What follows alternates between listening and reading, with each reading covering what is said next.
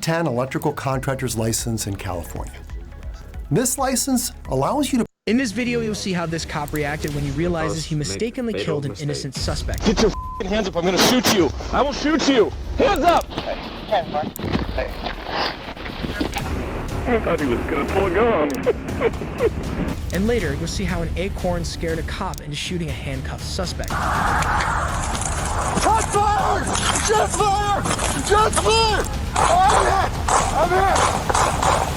But let's start with one of the most disturbing cases where these Brother, officers' what? incompetency Acorn led to drop. this woman's eventual death. On February 5th, 2023, in Knoxville, Tennessee, police received reports from Fort Sanders Regional Medical Center that discharged patient Lisa Edwards, a homeless woman who's had a stroke and shattered her ankle, refuses to leave the property. But when officers arrive and find her in pain with nowhere to go, their reaction isn't one of heartfelt compassion, and it ends up costing her dearly. Ma'am, what's your name? Okay, Miss Edwards, they said you had already talked to the doctor. You listen to me, I'm talking. You've already talked to the doctor. You've already been discharged from the hospital. They want you gone. I'm talking. I understand you say you got some problems going on. You're going to have to find a way to get out of here. Okay? I don't want this to turn into a situation where you have to go to jail. If you're looking for somewhere to go because you're cold, I'm sorry, but I'm not taking you to jail just because you're cold. No, I don't want that. I shattered my ankle and I had a stroke. Well, if the medical professionals have saw you and discharged you, They won't. I got nothing to do with that then, but you got to get going. The officers tell Lisa that she must leave the property despite being unable to walk and recently suffering a stroke. While it isn't the hospital's responsibility to shelter her, if she has legitimate medical complaints, they have a duty to care. Considering she can't walk and will have to forfeit the hospital's wheelchair, it's highly likely she'll soon end up in exactly the same place. Instead, officers decide to take her into custody on charges of criminal trespassing. Okay. Oh. She's not strapped in there, is she? Oh, yeah, I am. My bag. I mean, they old too. My bag. Oh, no. Please don't let me fall again. We're not gonna let you fall, okay? Okay, you found it.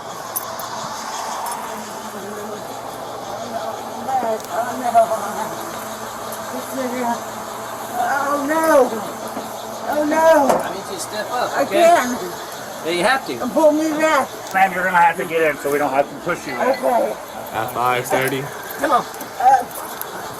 There you go. You got it. If you get in there, you can sit down. Stepping on her shirt here, Jack. Oh, my God. I gotta go down. Listen, you're gonna have to get up there because we're gonna have to physically put you up there if not. And that's not as nice. So please help us help you. You've been medically cleared, so let's get in. As Lisa lays on the cold floor of the police van struggling to breath, officers berate her for her perceived belligerence. They neglect the fact that she's severely injured, suffers from a variety of illnesses, and is emotionally distraught. Just because she's been medically cleared for dubious reasons doesn't mean she's capable of doing everything the officers aggressively demand. Listen to me. I'm not doing this with you, okay? This is the Lord. Listen to me. This is the Lord's day. All I want to do is give you some coffee and some oatmeal. I'm not going to deal with your mess this morning. We've already spent too much time on you. You're going to get up here in this van and you're going to go to jail. We're done with this. I'm tired of this dead weight crap. Listen to me. You're going to pick your legs up and you're going to get in here. Okay, yeah. Okay, I'm gonna pass out. You're not going to pass out. You know what? Well, go and get in there and pass out. We'll be done with it. Because this is all an act. That's all it is. Okay, so listen, this is going to be your option. You're going to get up and you're going to sit here, or I'm going to stuff you in the floor. So which one do you want it to be? As a supervisor arrives to assist in transporting Lisa, instead of gaining control of the situation, his verbal abuse only exacerbates her misery. Then lean back.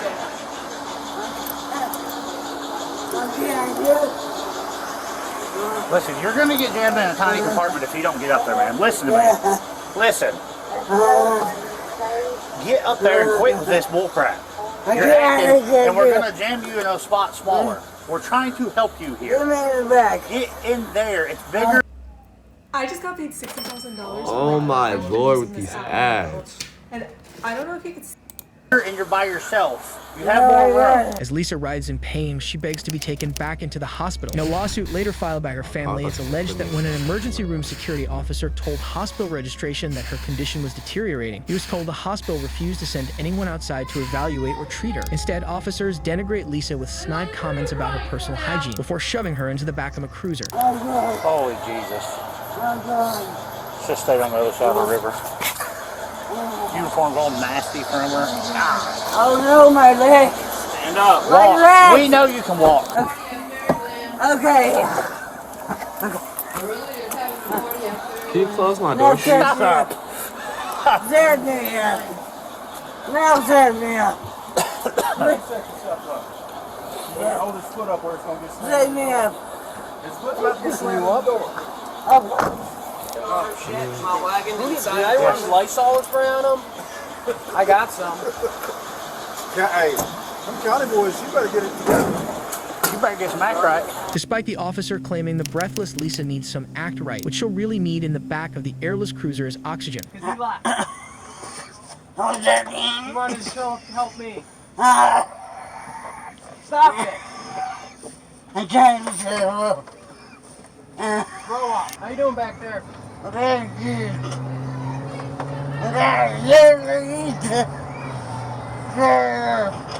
Maybe you see somebody like that. That should be very good.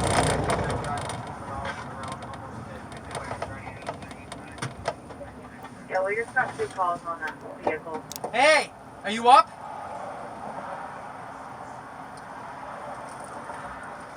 Yeah, they should be. I don't know. She's not responding back there now. When the officer pulls over a vehicle unrelated to the incident, he finally notices that Lisa has long since lost consciousness. 66, you being around 41. Yeah, Dorian. I don't know if she's faking it or what, but she's not answering me. Wake up! Hey!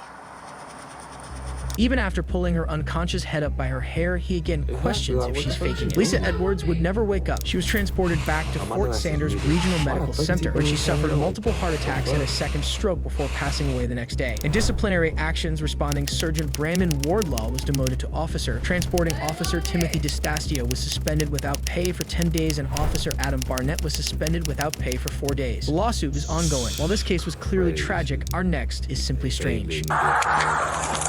Shots fired! Shots fired! Shots fired! I'm hit! I don't know. It felt like it. In Bocalusa County, Florida, Sheriff's Deputy Jess Hernandez and Sergeant Beth Roberts respond to the scene of a man threatening his girlfriend with a silenced pistol and immediately detain him in the back of a cruiser. But when Deputy Hernandez hears what he believes is a suppressed gunshot, he takes drastic measures to defend himself.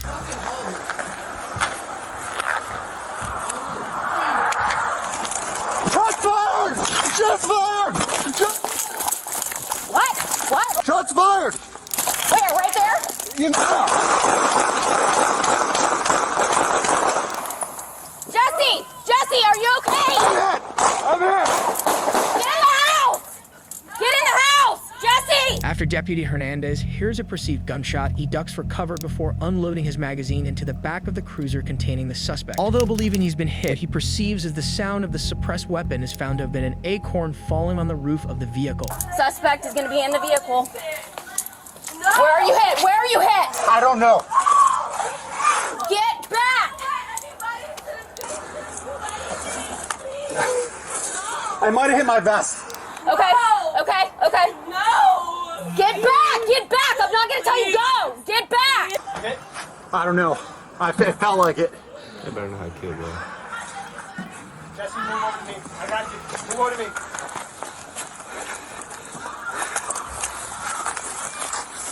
Jesse, come back. Mark vehicle right there. Dude, am I hit? Come on. Do you see anything on my vest?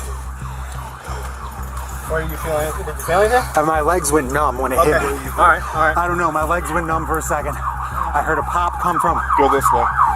Can you move? Yeah.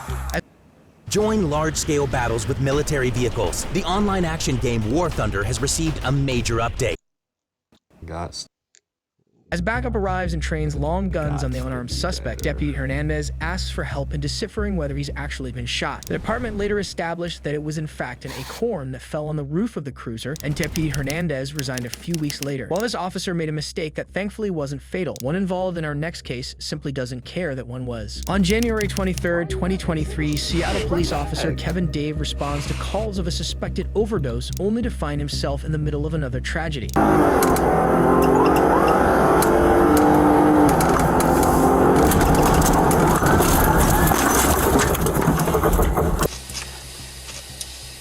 To started supervisor start fire for a struck pedestrian. While driving semi-4 in a 25 miles per hour zone, Officer Dave strikes and kills 23-year-old student Jahnavi Kandula. But as shocking as this is, it's the callous behavior of Officer Daniel Otterer that caused a national uproar. It does not seem like there's a criminal investigation going on. Otherwise, there would be other... What's that? Yeah. Otherwise, there might be other people arriving, correct? Yeah, I mean, he's going 50. That's not out of control. That's not reckless for a trained driver. While Officer Otterer claims that Dave had his lights and sirens on, it's later found that his sirens were in fact not operating. This won't be the last fact of the case he claims to be certain of, despite not being anywhere near the scene as it unfolded. Yeah, well, there's some... Initially, he said she was in a crosswalk. There's a witness that says no, she wasn't, but that witness could be different because I don't think she was thrown 40 feet either. I think she went up on the hood, hit the windshield, then when he hit the brakes, flew off the car. But she is dead.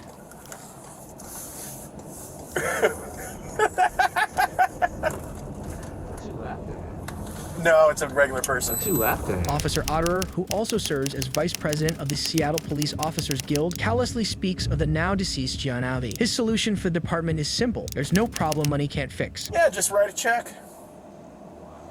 Just... Wow. Yeah, $11,000. She was 26 anyway. She had limited value. Jahnavi was in fact 23, not 26, and far from having limited value. She was an ambitious young woman who had a life of potential cut tragically short. Born in Bengaluru, India, she traveled to Seattle to pursue a Master of Science in Information Systems at Northeastern University. She was scheduled to graduate in December of 2023. After the body cam footage sparked outrage, Officer Otterer was pulled from patrol and reassigned to a non-operational position. No charges were filed as a result of Jahnavi's death. While this cop is one of the most callous we've ever seen, the officer in our next case feels every ounce of his choice. Why are you moving your hands around so much? Get your f***ing hands up, I'm gonna shoot you! I will shoot you again, hands up! On April 14, 2014, Billings, Montana officer Grant Morrison encounters 38-year-old Richard Ramirez sitting in a car with other known offenders. But when Ramirez begins digging in his pockets and Officer Morrison believes he's in danger, one of their lives soon comes to a swift end. Hands up! All four of you, hands up! What were you doing? Why are you moving your hands around so much? Making me nervous, man. Who are you? Richard? All of you put your f***ing hands up right now on top of the seats. Dispatch 374, I got Richard Ramirez here. Can everybody step it up? Hands up! Officer Morrison immediately recognizes repeat offender Ramirez, who he was found to have multiple past interactions with. But when Ramirez refuses to take his hands out of his pockets and Morrison fears for his life, he suffers dire consequences. Hands on the f***ing... Get your f***ing hands up, I'm gonna shoot you! I will shoot you! Hands up! Hands up! Hands up! I will shoot you again! Hands up! Hands up! You f***ing move, I'm gonna shoot you! Get on the f***ing ground! Get on the ground! Dispatch 374 shots f***ing fired! You didn't do nothing! Get down! After Ramirez refuses to remove his hands, Officer Morrison fires 3 fatal rounds. As backup arrives to secure the scene, he keeps his guns fixed on the dying Ramirez. I don't know if he's got a gun or not. He kept reaching down for his left side, though.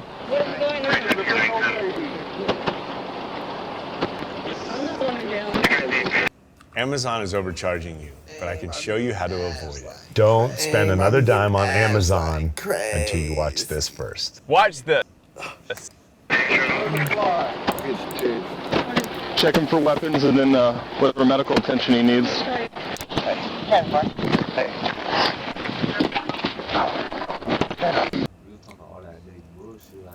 You was talking all that big bullshit, like put your hands up or I'm gonna shoot you. You shot him because he didn't put his hands up. I mean, hey. I mean, this one, if he really didn't put his hands up. I mean, this one, if he really didn't put his hands up and he had his hands in his pocket like he Richard for something, but I'm the police. I'm blowing on him too, cause what?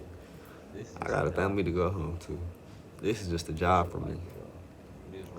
This real life for y'all. I mean, it's real life for me too, but this shit is real life too. This real life.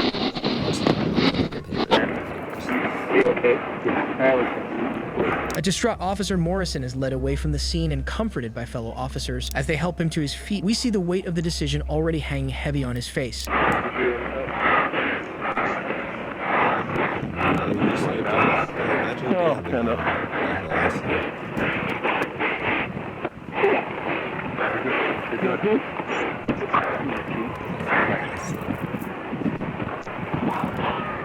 thought he was gonna pull a gun on me. Maybe he was. Maybe he was. Jesus Christ. You survived.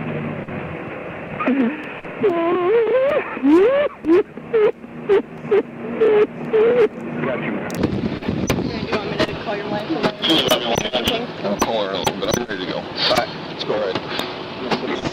Yeah, let's get you out of here.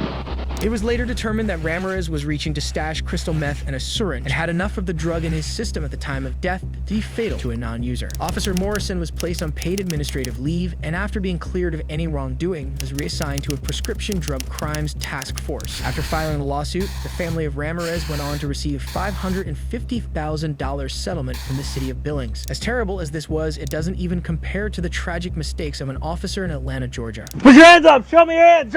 In the early morning hours, That last one wasn't bad, though. I mean, that last one wasn't bad, though. I mean, if I know police, somebody reaching down, I don't know you reaching to hide crystal, bro. I'm thinking you reaching for a gun, too, bro.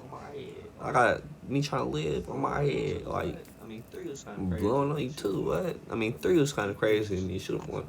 And then you keep reaching, should have another sign, but 3, boom, boom, kind of crazy, yeah, not gonna lie. Hours of October 12, 2019 in Atlanta, Georgia, an apartment resident calls a non-emergency number to report that her neighbor Atatiana Jefferson's front door is open. But when Officer Aaron Dean arrives, a series of fatal mistakes leads to an unimaginable tragedy.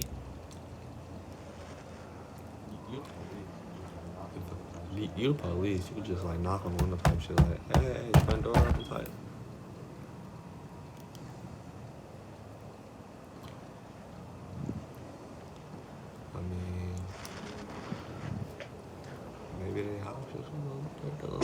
After Dean inspects the doors, he makes his way to the side of the apartment to let himself inside the back gate. At this point, he has yet to identify himself, a professional oversight he continues to commit.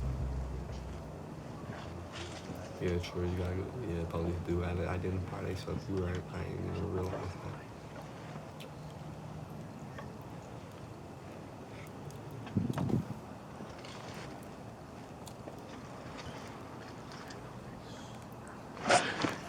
Put your hands up! Show me your hands!